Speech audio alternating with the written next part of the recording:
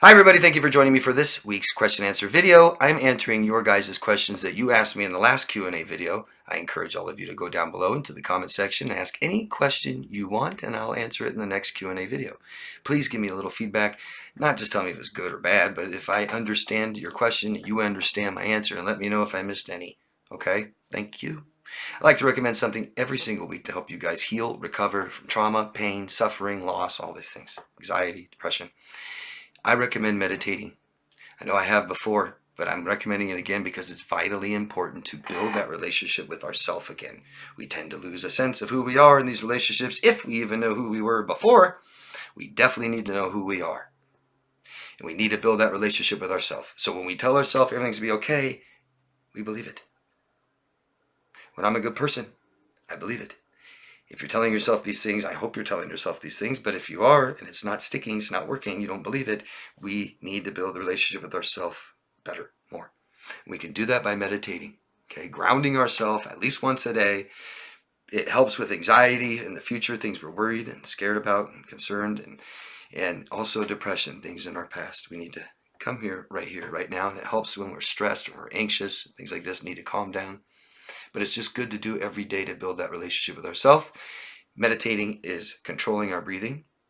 And there's a new breathing exercise. This is why I'm recommending it. There's a new breathing exercises that neuroscientists have realized really helps calm you down.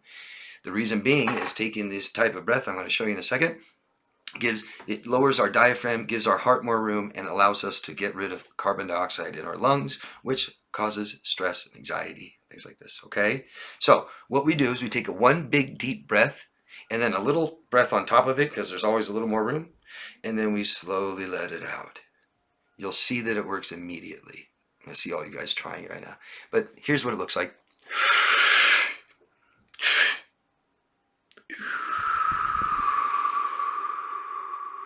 You'll see that it instantly relaxes you. We can do this again when we're stressed. We can do this before we go to bed. We can do this when we wake up and can't sleep. All of it, okay? But try doing some kind of controlled breathing every day. All right? Let me know if you guys have heard of this technique, if you use it, if you tried it. Let me know what you think, okay? Thank you. All right, so let's get into the questions. There's a lot of good questions. They're all good, but there's a lot. We're getting more and more, which is great. I may answer, there may be some that I answer to you directly and not in the video, just because I can't make these videos too long. I know that when they start getting close to an hour, people watch them less. And we kind of lose their focus, their attention. So, this is from, and I just cut the top of your name off. It's like LEL7940 from Scotland. Hi. Thank you so much for your videos. I find that you're one of the only ones that cuts through the BS and doesn't pander to the ones with the personality disorders. You're welcome, thank you. I've had a difficult time with an ex-friend of mine, my best friend of 33 years, wow. She was diagnosed with borderline a few years ago, but has since diagnosed herself, CPTSD, and now claims that she doesn't have BPD at all, and calls herself an empath. The most toxic people I've ever met. Says they're empaths. I'll get to that in a second. I had to let her know recently that some of the things she had said had upset me. It had been building up for a while, but I kept it to myself because I always felt like I was walking on eggshells in our friendship. I let her know in the softest way possible and simply said that I needed some space, only for her to accuse me of attacking her and then block me everywhere immediately. I hadn't thought of blocking her at this point, just needed a break.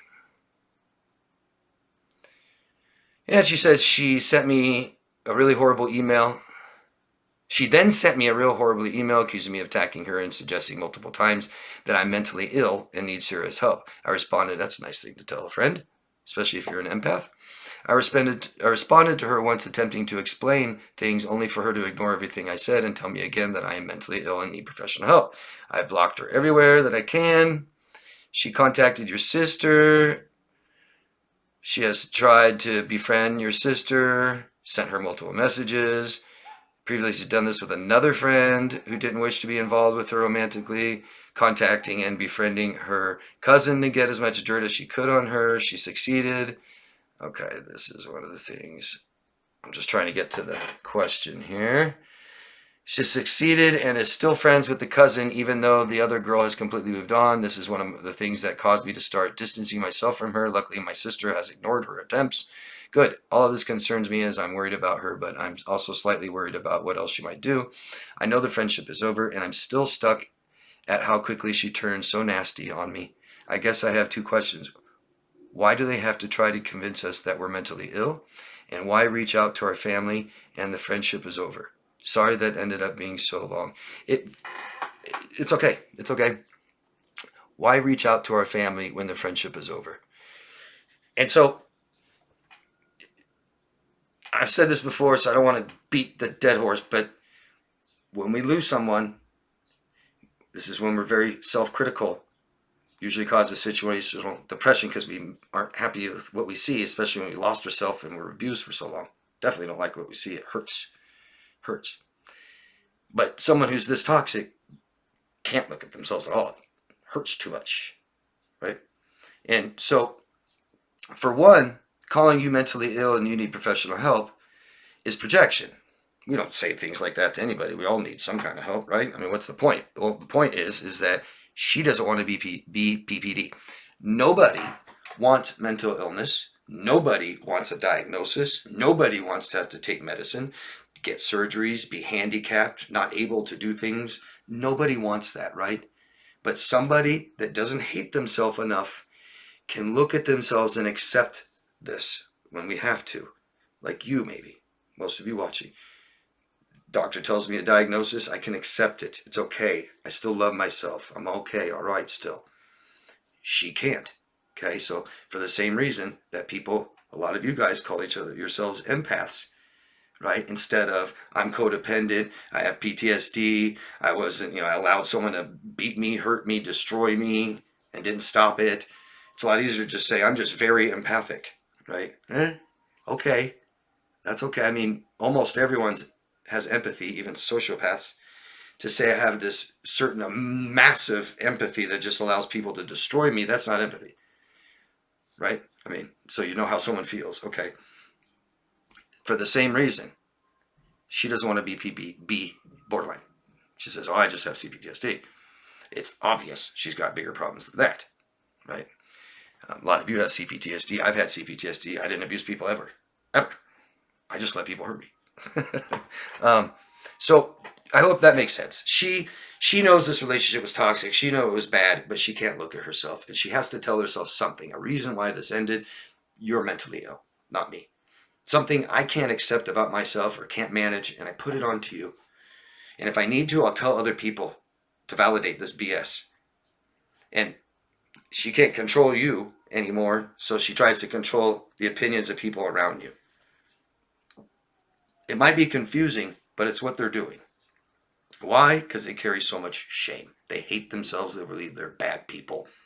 Can't live with them. I mean, we all have to live with ourselves. We're stuck with ourselves. So if we do bad things to people, like a psychopath, we just have to be okay with it, right? Like a psychopath.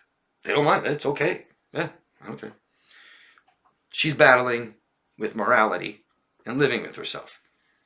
Well, she's just going to blame everybody else. Okay? That tells you it will never change. Right? She will continue to do this to everybody like she has been doing already her whole life. So, convince you that you're mentally ill means that I'm not. Why reach out to family when her friendship is over? Because she can't accept that it's over. If I can't have you, I'll have somebody like you in your family, someone you know. I'll try to find someone that's just like you, things like this, okay? Usually, like I said before, if I can't control you, if this is someone who controlled you in your relationship and is controlling because I can't manage my life, it's easier to control yours. Do you see that? She hates herself. I can't accept that this is my fault. I can't accept that I'm mentally ill. You're mentally ill. This is all your fault, and I'm going to convince everyone around you that'll help me live with myself. That's why I say almost all this bad toxic behaviors people do to each other isn't about the other person. It's about the person doing it. It's about how they feel about themselves. I can't do that. Never have. I love myself enough to not be morally wrong to other people. Okay. Let me know what you think of that answer. Hope it helped you. Thank you. And Real Rodriguez Still waiting for therapy, but meanwhile, I'm watching your videos on a daily basis, which has helped me immensely. Thank you for helping so many people. You're welcome. You're an angel in disguise. No, I'm not. But thank you. Like I always mentioned, I'm doing no contact only if it has to do with kids. Going on 7 months, he abandoned all of us. Your 2 children, 3 and 5 years old, have asked about him since he discarded us. They're getting smart. The brushing them off, saying, "Oh, Dad's just busy," isn't working anymore. I'm trying to shorten your question. Your heart breaks when the kids ask about your dad, about their dad. And you say your dad is working far away. And in these 7 months, has only come to see the kids like 5 times and for like 30 minutes. Now your 5-year-old's asking every time, "I think my dad is dead. Is he dead? He can't be working so long. Is he dead?" It breaks my heart. Sad. Very sad. What can I tell my kids about their dad? Do I keep covering for his absence, or do I tell the kids he abandoned us? What do you advise me to tell the kids when they ask about their dad and if he's dead? I'm not going to tell you what to do. My advice is try not to lie. And I know we can lie by omission, okay? But there's a certain amount of things we can do to protect our children. I don't honestly believe lying is the best way to protect our children, okay? But there's certainly some things that we can do. Explain to your children that he's very sick. However you want to present that to them. That these problems, whatever he's doing, is because of him, himself, and himself only. He feels really bad. He's sick and needs help, and he's getting some help. Don't worry, you'll see him again. He's not dead. We have to decide what we want. Do you want them do you want him in their life? I'm being serious. There's ways to keep him out of your life, possibly, right? If you go for sole custody and stuff, do you find it beneficial to have him still in their life? Is it out of your control? But let's know what we want. Let's know what we can do. And explain it to your children. Communication's always best. Telling the truth is usually the best, even with little kids. Because we can't accept not knowing. And so he's come with, is he dead? But what's right behind that is, am I not good enough? Does he hate me? Does he not love me? Okay? We can allow children to arrive at conclusions like that on their own. Okay? But you can tell them, Dad's very, very sick right now. He's not feeling good. He's trying to get better, and you'll see him again. Don't worry. But don't try for that relationship more than him. And don't overcompensate for them not having a father. We just keep being a mother and keep loving them. And when there's punishment, we give them punishment. And they still have to do all the things children have to do with or without a father. Okay? What could be really beneficial to them is for them to talk to someone. Usually I recommend a professional that's the same gender as the bad parent. The fact is that they don't have a male role model. They don't know what a good husband is or a good father. It would benefit them greatly to have a good male professional to talk to. And not just mom. It puts a lot of pressure on mom too. Okay? You can work with the professional and ask him what you should do. Okay? Okay. I hope that helps. What an awful, stressful situation that you're in. I'm really sorry. I wouldn't let him have so much access to you. If he wants to see his children, you don't have to make it easy and help him and suffer. If he wants to see his children, like most fathers that want to see their children, they would do anything. Okay? So you can still use that app that I recommended before. We only talk through this app and only about the kids. If he doesn't call about the kids and doesn't want to see the kids, there's nothing you can do. Nothing. I wouldn't tell the kids he abandoned all of us. Abandonment means forever. Okay? Kids are smart. They'll arrive at a lot of these conclusions themselves. We just don't want them to internalize it and believe that it's because of them. And that's not easy at their age. That's why hiring a professional might really help, okay? Just be careful. Protect yourself first, okay? You matter too, just as much as the children. And we can't sacrifice it and do all these things for a crappy father. What usually happens with fathers like this, I'm telling you, he's ashamed already of not being there, of not, missing a birthday, things like this. And that will usually keep them away for quite a while. That's probably better for the kids. I hate to say that, but I'm on, I don't believe staying together for children is a good thing. I think relationship is over, marriage is bad, it's not going to fix. The best thing is get away, and it's only worse for them to stay together. I don't believe that it's good to have any father in a child's life. We need a healthy father. If he's not healthy and he's not good to them, I don't see the point. I see it only benefiting the crappy father. He gets to see his kids whenever he wants and feels okay about himself. Well, no. There's responsibilities that come with being a father, and if you're going to assume those responsibilities, you don't need to see your children. Pretty simple to me. But I'm also kind of a hard ass about things like this. And I'm not telling you what to do, okay? Not an easy decision or choice. Good luck. Thanks for asking. Let me know what you think of my answer, okay? Star Pixie from Sri Lanka. Thanks so much, Coach, for answering my question. Appreciate it a ton. I'm all the way from Sri Lanka. Thank you. Another question for next video. Can't think of a better person to answer this question other than you. Is it a common thing post-breakup for BPD-X to start appreciating and becoming best friends with the people who were once not supportive of the relationship post-breakup? My ex has been literally writing essays after essays online. Yeah, we don't do that. That's not okay. Very lengthy birthday wishes for two people who weren't very supportive of our relationship while we dated. Only these two people have been non-supportive of us from everyone we know, and he's only written essays for these two people's birthdays. He used to tell me they're jealous.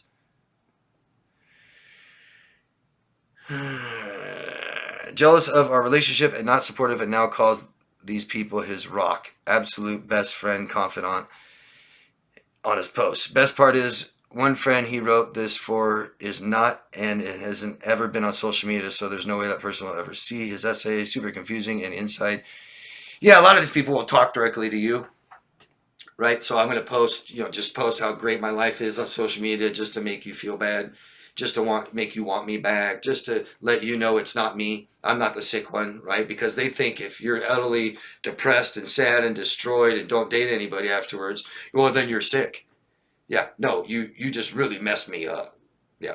So I'm depressed right now, like most people are after loss. And I'm upset and anxious and depressed because you abused me. And I'm going to take a little break from dating for a while, recover, build a relationship back myself. No, to them, that's all unhealthy. And I got to be the great one. I'm the perfectionist. No, doing good over here, doing good over here. And it's just self-rejection. It's disgusting. Best advice I have is stop seeing it, stop looking, stop having people tell you. That raises your self-worth. Less stress. Less of the thoughts that you're getting and the feelings that you're getting from this crap. Because that's what he wants. He wants you to think these things. The reason I can see why they would do this, look at the relationship. Why were they telling these people things in the first place, right?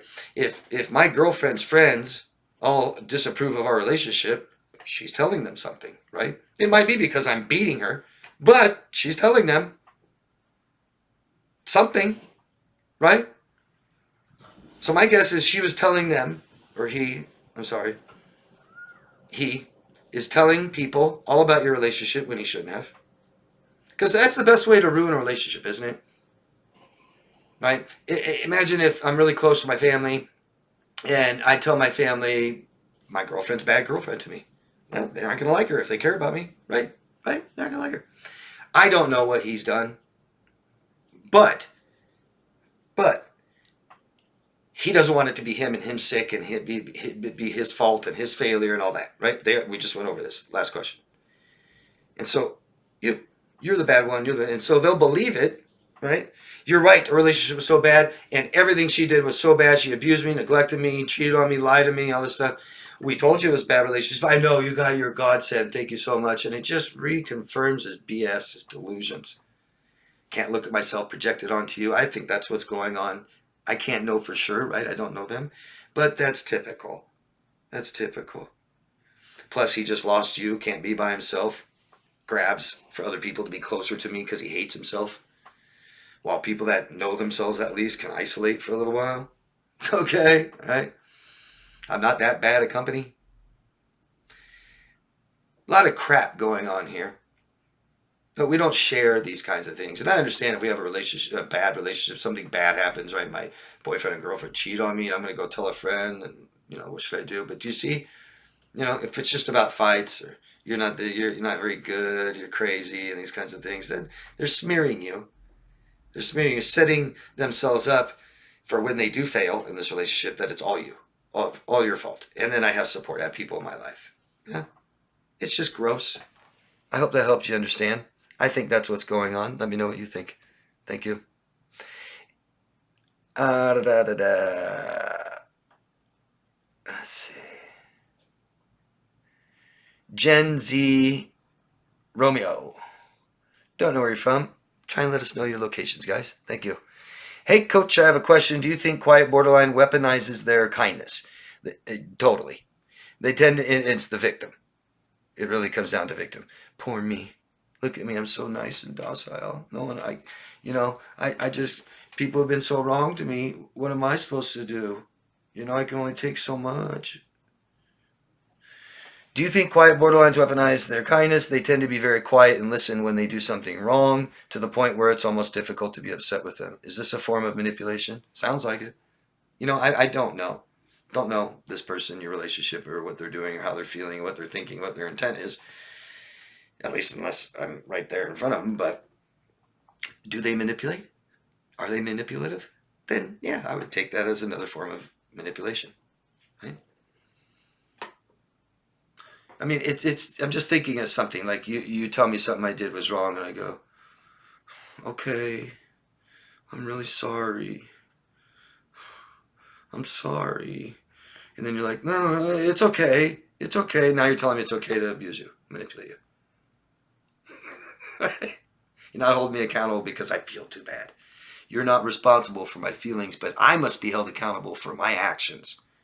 And if that makes me feel bad, too bad, don't do it. You can say it nicely. I mean, that's what happens when you date a child, right? You can't just tell them something they did. Literally. I've known people, it doesn't matter what they did. You cannot say, hey, remember you checked the mail yesterday? And they'll be like, why are you saying that? Just hate themselves that much? Don't even talk about me checking the mail? Did I do something wrong? Yeah, I could definitely, let's just say, yes, it can be used as a manipulation tactic. For sure, right? Because are you doing all the talking? Or are they saying, oh, I understand how that made you feel. Oh, that was wrong of me. Definitely. I'll never do that again. Or is it, okay. I mean, it's not hard, right? To do that crap. Let me know what you think. Big Dave from Tennessee here again. Hi, Big Dave. This might be too personal, but when is the last time you chose to let a woman into your life, romantically speaking? Just asking because vulnerable can be tough. I allow women into my life often, but I don't really want to get into like what day or how often or the latest. Do you still have any negative patterns you are still working on? Absolutely. One that I bring up all the time in my videos is acceptance. It never has been very easy for me. It's becoming a hell of a lot easier now, but I'll catch myself. It's just like Tibetan monks. I've used this analogy a lot. They reach for full enlightenment. Great. They might achieve it one day. Well, they go to bed, wake up, got to start over. I mean, none of us are perfect. Doesn't matter if I reach full, great acceptance. There will be a time where I'm not being accepting. I find myself judging people sometimes, for sure. Why can't you just do it? Why don't you take care of yourself? Why? Well, they feel awful. They feel that bad. Worse than me that takes care of myself. They feel worse. Sometimes I find myself judging myself for making the same mistake so many times in a row. God, David. Failures, mistakes, things not perfect about me. I'm really good now. I am. But not perfect. Not striving to be perfect. It's just when I make a mistake, I catch myself and stop it. That's really good. But yeah, of course, many other things are like that. Yeah. And, life goes like this. A lot of you guys say, oh, I messed up in my recovery and I started all over. No, you didn't. You just went like this. Forgive yourself and just do it again, or not do that again. Yeah. When did you last act impulsively, and how did you take accountability? Oh, I don't remember. I can't recall the last time I acted impulsively.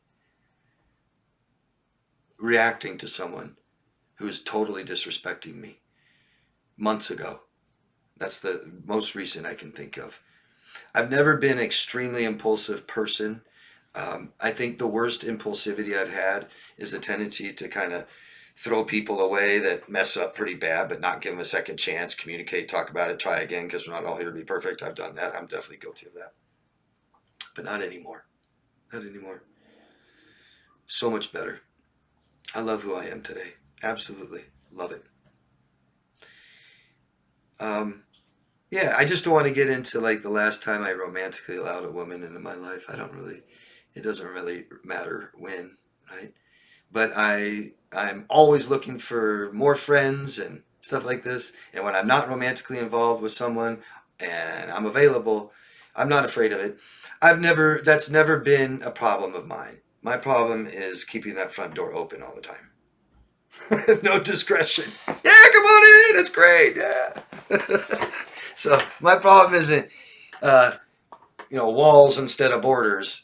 My problem is just having some borders, some boundaries. Yeah, yeah, which I'm really good at now. But yeah, negative patterns, biggest one, acceptance. I always got to work on. Absolutely, accepting people for who they show you they are. Unwanted help is manipulation, control. I just wanted to help them heal from BPD. Do they? Well, then they're just BPD, and we just accept that. Yeah. Now, do you want them in your life? Well, if I can help them change. No, no, no. Them. Right now. Do you want them in your life? Well, I don't want to be judgmental, say they're not good enough. I know, but how about we put healthy on our value list, which becomes our standards, and from now on, people are only allowed in our life if they're healthy. That's not too much to ask, right? Everyone can heal from traumas and be a little healthier, right? But if they don't want to, they don't have to, and that's okay. Just not allowed in my life. That's it. Yeah. Problems will surface in relationships, but we don't need to start with them. Start with problems. Okay? I hope I answered your question, Dave. Good to see you again. Thanks for asking me. Scott from Michigan, Northern Michigan. Why would she hit herself in some of her rages and collapses? Pretty nasty behaviors to watch, to see. It can be very contradicting. Someone says, I never want to take my own life, but then they like cut themselves and beat themselves up or drink till they're almost dead. So a number of reasons people might do this. It releases attention, for one. It's like builds up, builds up, builds up, builds up, and I don't know what else to do.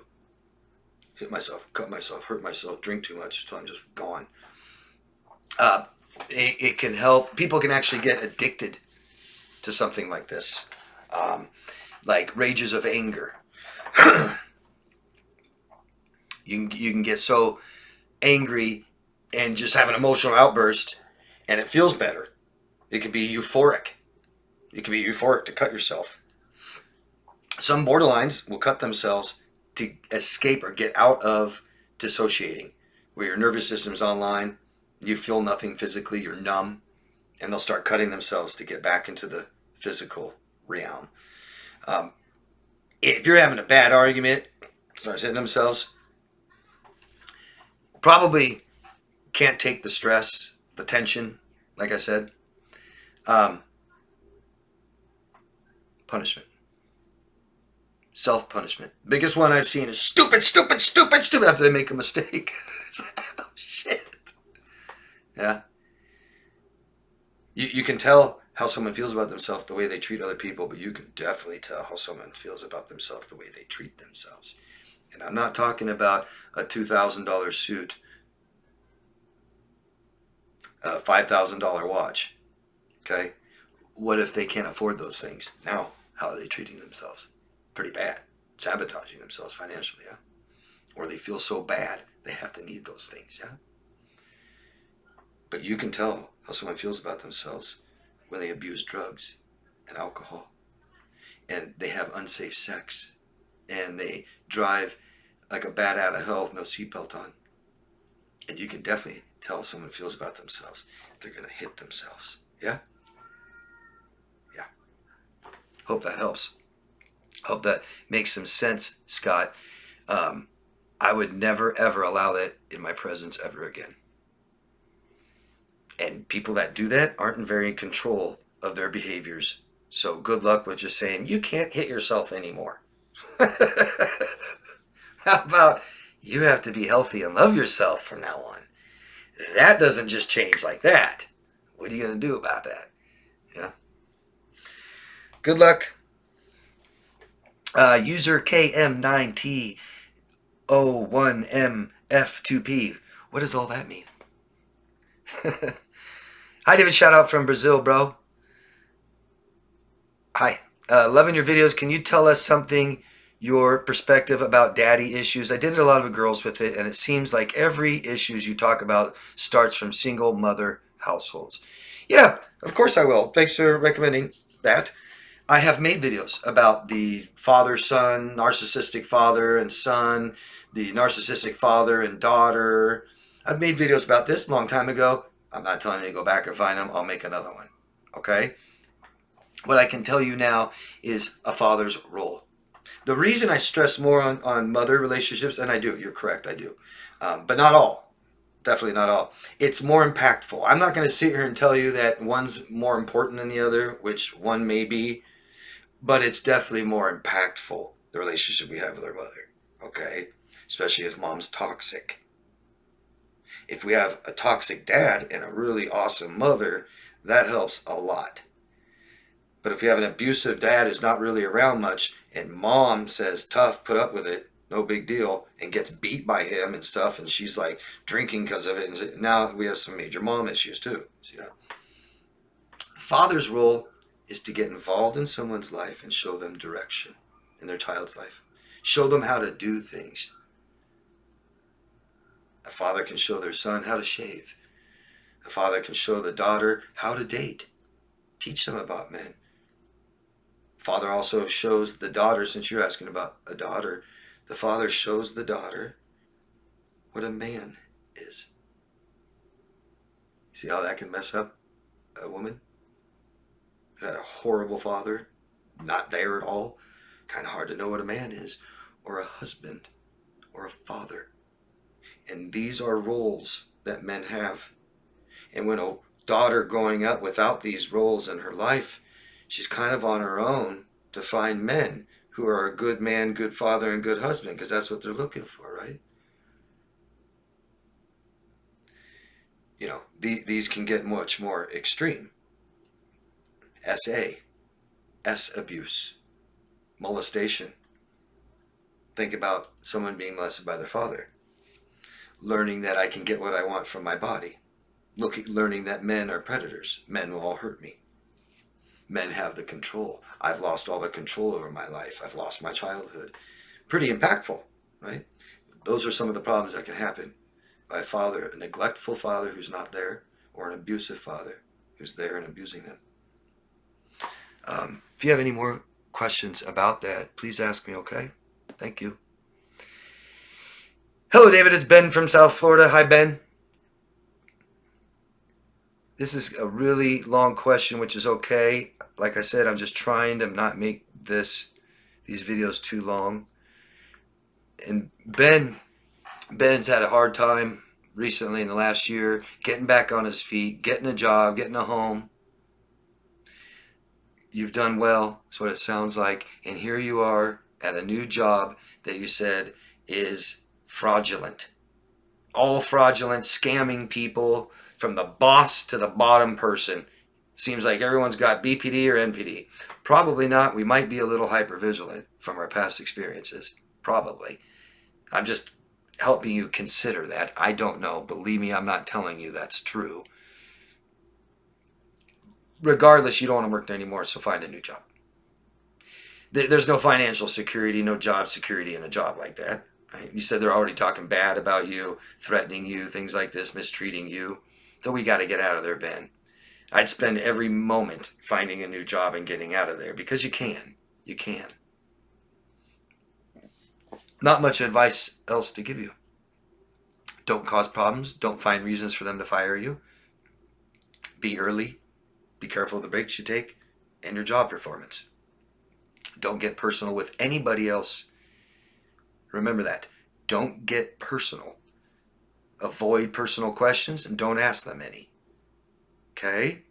Don't help them. Don't give them things. Nothing outside of work. No friendships. No nothing. Look for a new job and take it. Find it and take it, okay?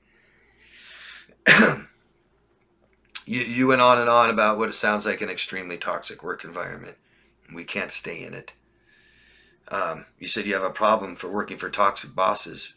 It's literally every job. I think you'll have, and this might sound funny, but you could possibly have better luck in a very corporate setting with human resources and stuff like this. They tend to be more strict on things like this, mistreatment. It also can work against you. But I think you'll have better luck unless you can find a private business owner that you know is great. Your judgment might not be very good right now, and it's really hard to tell right away. That's the problem.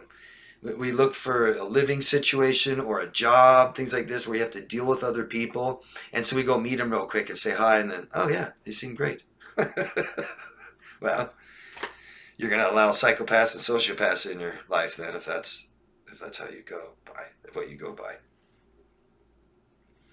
You have a job now, so you're not in panic mode. So you don't have to take the first job you can find. But I can't tell you anything else. I'm not going to except find another job, Ben. And I'm really sorry. I am. It just sucks that how hard your life has been, how much work you've done, how hard you've tried to get where you are. And it's like, God, again and again. And I know that a lot of you guys are experiencing the same thing. It's not easy to find healthy people within 5 minutes of meeting them. It's just, but most workplaces will find ways to not be personal, and that will really help us. I'm sure you've had some problems with that in the past, maybe even in this job, I don't know, but I'm sorry you're being treated like this, and I'm sorry you're worried about your job and your income, which makes us worry about our home and stuff. Financial stress can be huge.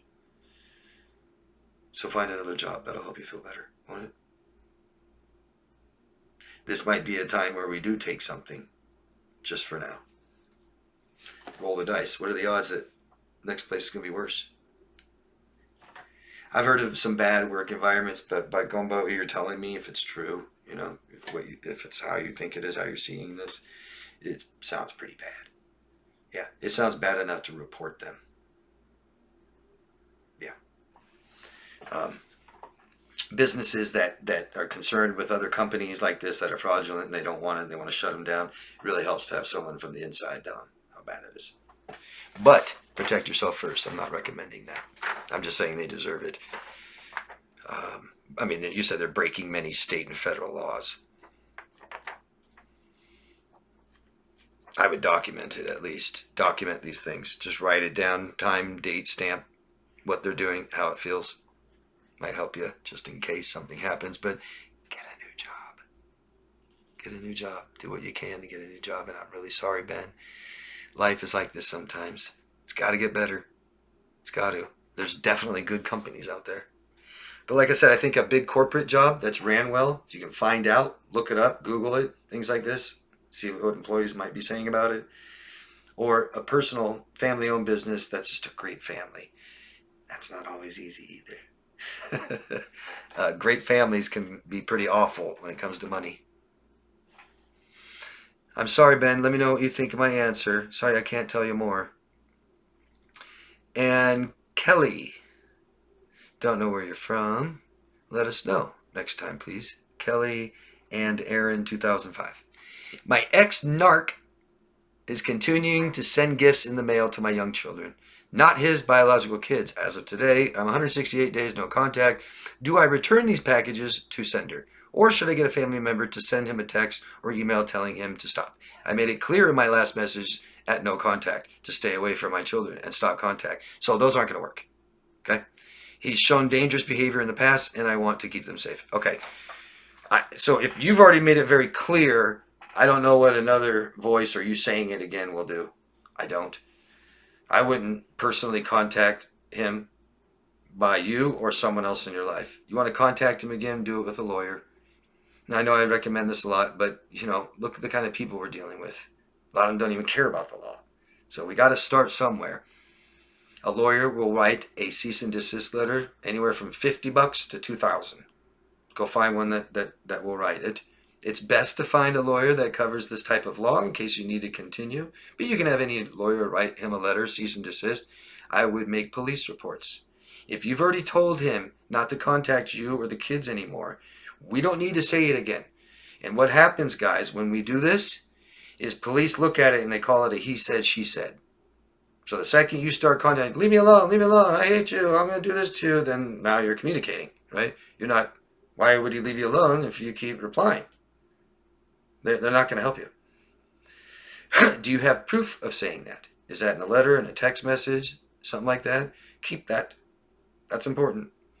But go file a police report. I doubt that he's trying to be a great person and really cares about the kids and you, because if he at least cared about you and the kids, he would do what mom said. Respect that. We don't contact children if the parents don't want us to. That's sick. And if he doesn't like it or feels bad, tough. I don't know what to tell him or say to him. Tough. Heal. Recover. Grow. Get help. We don't contact people's children if parents don't want us to, right? I probably wouldn't contact any children, no matter what. I don't need their parents to tell me not to. But if they tell me not to, I'm definitely not going to. It's harassment. It's unwanted attention. It starts there. So you can try with a lawyer. That'd be the only person I'd have contact him, lawyers or courts. I wouldn't take any other person to do it. He doesn't care. Won't help. File a police report. Tell the officer when you told them to stop contacting you. Show them proof of this. If you don't have proof, it's okay. It's okay. It's still obvious after 168 days you're not communicating with him. I'd imagine you have message after message after message with no reply. But you can tell an officer, I just don't want them to contact you anymore. And at the very least, we hope they'll just go tell him that. Usually that's enough. All right? I'm sorry. Keep yourself safe. Heal from this relationship. If you aren't talking to somebody about this, this just makes everything worse. Right? I hope you are talking to somebody about this. As you heal from this, Kelly, it won't bother you anymore. Even if he tries to bother you, it'll just bother you way less to none. I promise. This is bothering you because of your emotions. And you're worried about your children's safety. I can understand that and respect that, and I'm really sorry. As far as what he has sent, you can definitely send them back. Yeah. Return to sender. Yeah. You can deny all packages in mail. You can put in your mailbox just the last names of the people that live there that you want to have mail from. If it's just your last name, then you say Anderson only, whatever your last name is. Anderson only. List all the names and say only. They'll only deliver those things. When packages come, don't accept them. If they're dropped off on your patio, yeah, return to sender, throw it back at the post office, or wherever it came from. Yeah. You don't want him in your life. You don't want him in your children's life. You already told him not to bother you. Yeah. What he's doing is sick. It's illegal. And it doesn't matter if my harassment is nice. I'm just trying to give him packages. What if I was obsessed with some actress? Can I just keep giving her presents and gifts every day? No, she doesn't want them. Yeah. Again, I'm sorry, Kelly. I hope you got someone to talk to about this stuff. And looks like it. Yeah, that's it, guys. That's all the questions today. Let me know what you think. If I missed your question, ask me again, please. I don't do it on purpose. I didn't see it. That's it. If you think this is beneficial to you, Please support it by liking, sharing, subscribing to the channel. Ask questions.